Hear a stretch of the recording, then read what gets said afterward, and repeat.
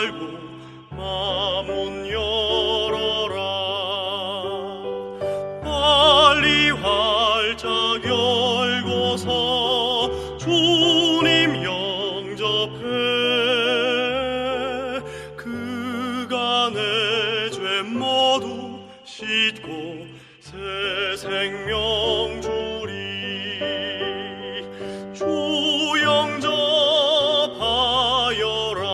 주 내 맘 두드릴 때. 주 영접하여라. 맘문 열고서.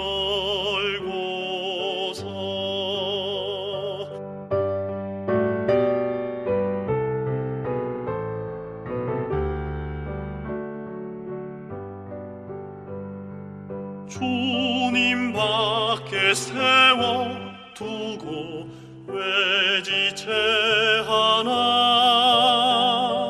부드러운 주의 음성 들어보아라. 주의 마음 아프게 하지 말고서 빨리 마음 문을 열고 은혜 받으라. 주 영접하여라. 주 내 맘 두드릴 때. 주 영접하여라. 맘문 열고서. 주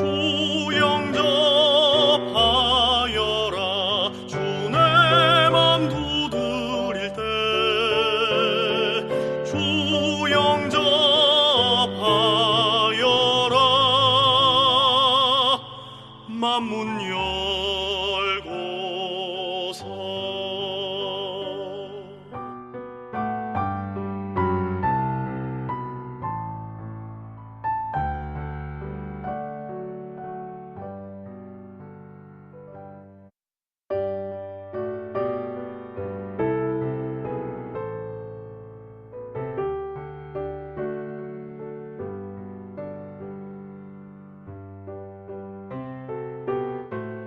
이 찬송은 구주를 영접하도록 주님께서 우리의 마음을 두드리신다는 것을 말합니다. 복음이란 무엇인가요? 복음은 기쁨의 소식입니다. 주님이 우리에게 주시는 혜택, 파도치듯 우리에게 밀려오는 신령한 복입니다. 그분은 우리의 죄들을 처리하기 위해 십자가에 죽으셨고 우리의 생명이 되시기 위해 죽은 자 가운데서 부활하여 생명 주는 영이 되셨습니다. 죄들을 용서함과 생명 되심이 복음의 중심입니다. 두 절로 되어 있는 이 찬송은 죄인들을 부르는 주님의 부드러운 음성이 담겨 있습니다. 1절은 구주 예수 내 마음 두드리신다. 강팍한 마음 먹지 말고 마음 문 열어라 라는 말로 시작됩니다. 주님은 우리에게 마음을 열어라고 부탁하지만 세상 신이 우리의 눈을 가려 복음의 빛이 마음을 비치지 못하게 하기 때문에 우리는 듣기는 들어도 쉽게 받아들이지 않습니다. 그러나 하나님은 결코 우리를 포기하시지 않으십니다. 그분은 성령을 통해 우리에게 또 말씀하십니다. 빨리 활짝 열고서 구주 영접해. 그가 내 죄 모두 씻고 새 생명 주리. 후렴에서는 우리의 마음문을 두드리는 주님의 음성이 계속됩니다. 주 영접하여라. 주 내 마음 두드릴 때 주 영접하여라. 마음문 열고서. 2절에 와서 작시인은 주님을 외면하고 박대한 우리의 상태를 잘 묘사합니다.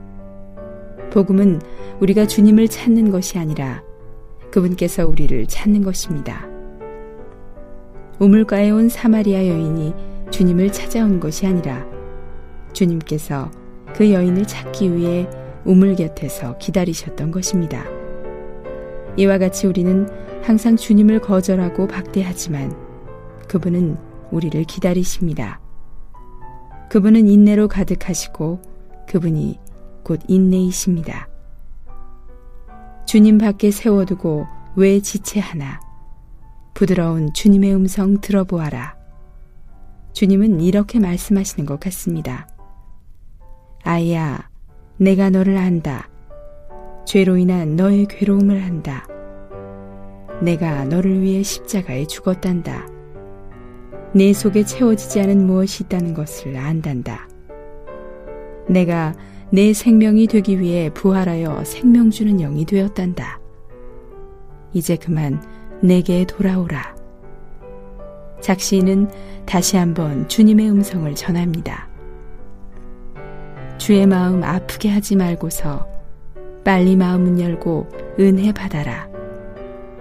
그분의 음성을 듣고 오랫동안 외면한 사람들이여, 빨리 마음문 열고 그분을 영접하십시오.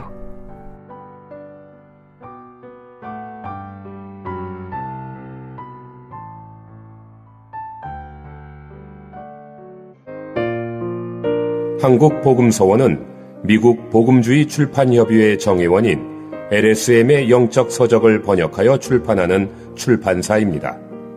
도서문의는 1600-3191, 인터넷 주문은 www.kgbr.co.kr입니다.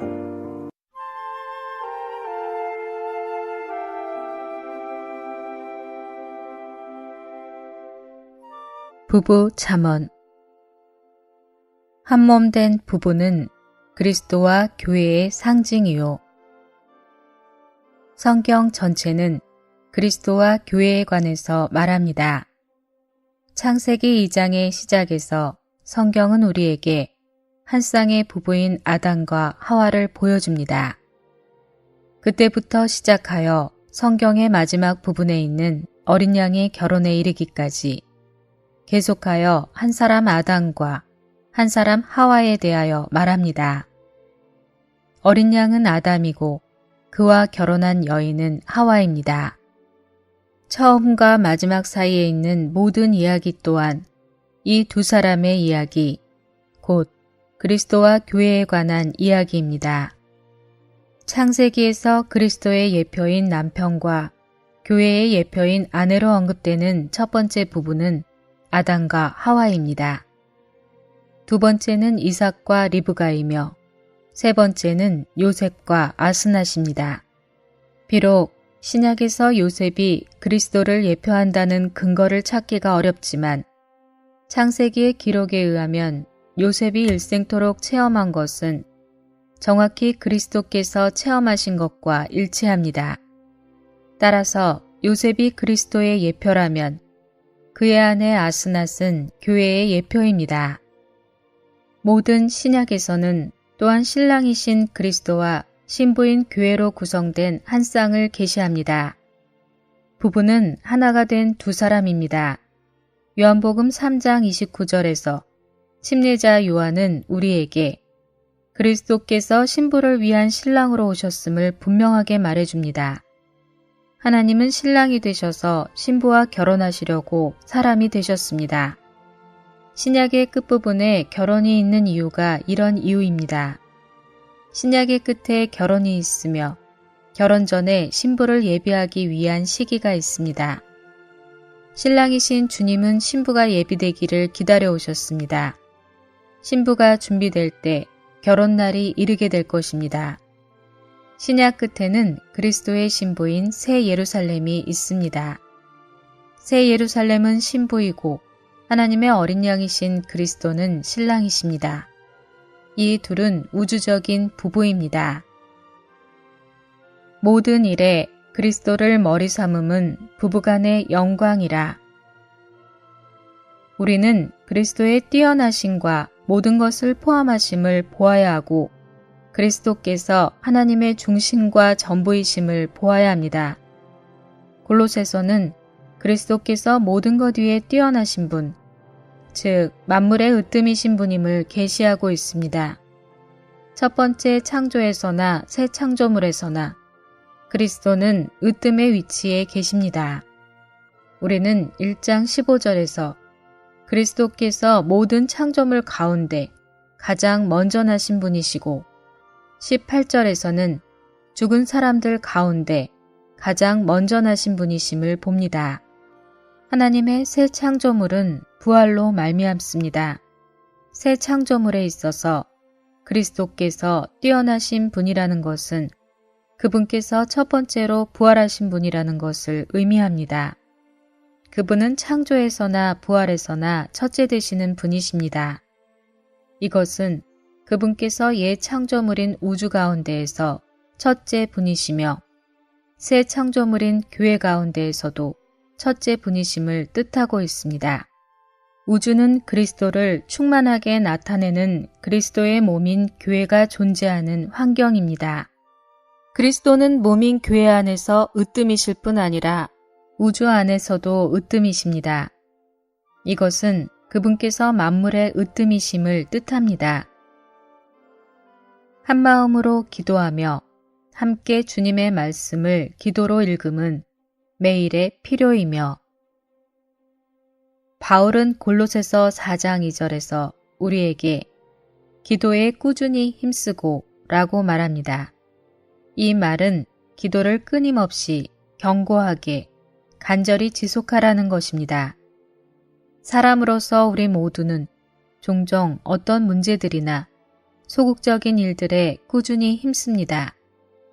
결혼 생활에서 남편과 아내는 말다툼을 하는 것에서 꾸준히 힘쓸 수 있습니다. 일단 말다툼이 시작되면 남편이나 아내는 서로 지려고 하지 않습니다. 나는 교회 생활 안에 있는 여러 해 동안 성도들이 그들의 생각과 관념과 의견을 표현하는데 꾸준히 힘쓰는 경우들을 많이 보아왔습니다. 상황이 어떠하든지 그들은 기꺼이 자신의 의견을 바꾸려고 하지 않았습니다. 이 소극적인 예들은 우리가 무엇에 꾸준히 힘써야 하는지를 모른다는 것을 보여줍니다. 4장 2절에 있는 바울의 말에 따르면 우리가 꾸준히 힘써야 하는 것은 기도입니다. 우리는 기도가 전쟁과 싸움을 포함하기 때문에 기도를 꾸준히 힘써야 합니다. 하나님과 사탄은 서로 대적합니다. 사탄의 이름의 의미는 대적자입니다. 사탄은 밖으로는 원수이고 안으로는 대적자입니다. 한편으로 그는 하나님을 패배시키려고 하는 원수이고 다른 한편으로 그는 하나님의 영역 안에서 손상을 입히려는 대적자입니다. 대적자로서 사탄은 하나님의 영역, 곧 하나님의 왕국 안에서부터 하나님을 반대합니다. 성경은 심지어 오늘날 사탄이 하나님의 보좌가 있는 곳에도 있을 수 있다는 것을 보여줍니다. 욥기에서 우리는 사탄이 하나님의 보좌 앞에 서서 그분 앞에서 사람들을 비난할 수 있다는 것을 봅니다. 우리는 하나님께서 왜 원수에게 그와 같은 자유를 허락하셨는지 이해하기가 어렵습니다. 요한계시록 12장 10절에 따르면 사탄은 밤낮으로 우리를 비난합니다. 하나님 편에 서서 사탄을 대항하여 싸우기 위해 우리는 기도에 꾸준히 힘써야 합니다. 온 세상이 하나님과 멀어지는 추세이기 때문에 이러한 꾸준히 힘씀이 필요합니다. 기도하는 것은 타락한 우주 안에 있는 흐름과 추세에 대항하는 것입니다. 기도에 꾸준히 힘쓰는 것은 흐름을 거슬러 배를 젓는 것과 같습니다. 만일 여러분이 꾸준히 힘쓰지 않는다면 여러분은 조류에 의하여 떠내려가게 될 것입니다. 의심할 바 없이 이러한 조류로부터 보존되기 위해 노를 젓거나 기도하는 데에는 상당한 힘이 필요합니다. 온 우주는 사탄의 영향력 아래 있으며 하나님의 뜻을 반대합니다. 그러므로 세상에는 하나님의 뜻을 반대하는 강한 흐름이 있습니다. 하나님 편에 선 사람들인 우리는 온 우주가 우리를 대항하고 특히 우리의 기도를 대항한다는 것을 발견합니다. 남편과 아내 사이의 다툼은 기도가 없다는 표시입니다. 그들은 기도가 결핍되어 있기 때문에 다툽니다. 기도하는 사람의 표시는 감사입니다. 만일 여러분이 기도에 꾸준히 힘쓰는 사람이라면 여러분은 항상 주님께 감사할 것입니다. 그분께 드리는 이 감사는 여러분을 기도 생활 안에서 보존할 것입니다. 골로새서 4장 2절에서 바울은 기도에 꾸준히 힘쓰고 또 깨어 있으십시오 라고 말하지 않고 기도에 꾸준히 힘쓰고 기도할 때에 감사하는 마음으로 깨어 있도록 하십시오 라고 말합니다. 우리는 기도할 때에 감사하는 마음으로 깨어 있어야 합니다. 만일 우리가 계속하여 주님께 감사를 드린다면 대적은 우리를 우리의 기도 생활로부터 빼앗아갈 수 없을 것입니다. 기도는 감사하는 마음으로 깨어 있을 때 유지됩니다.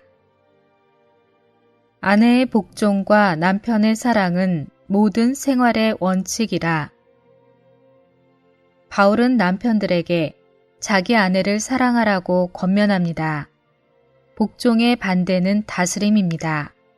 그런데 사도는 남편들에게 아내들을 다스리는 것이 아니라 사랑하라고 권면합니다. 결혼 생활에서 아내의 의무는 복종이고 남편의 의무는 사랑입니다.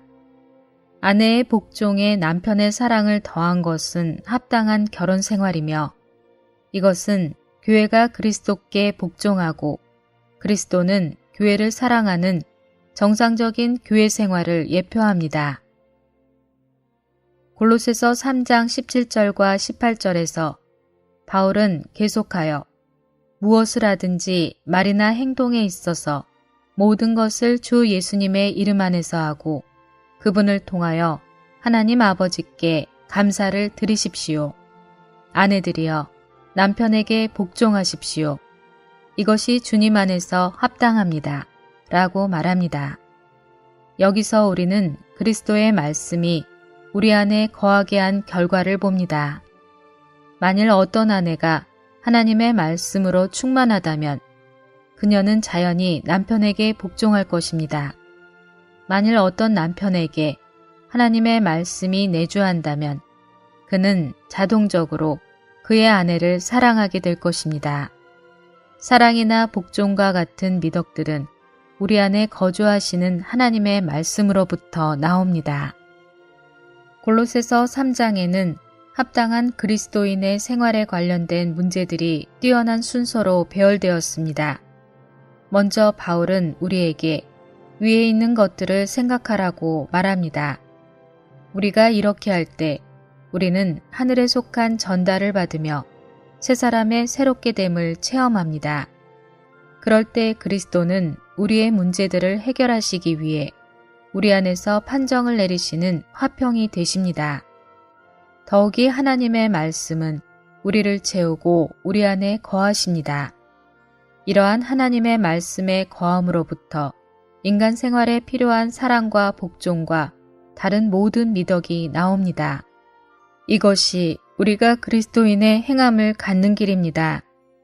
우리가 영접하고 얻은 바로 그 그리스도는 천사나 혹은 어떤 종류의 하늘에 속한 존재가 아니시고 하나님 사람이십니다. 그분께서 우리를 위해 자신을 주신 것은 사람으로서의 육체되심 안에서였습니다.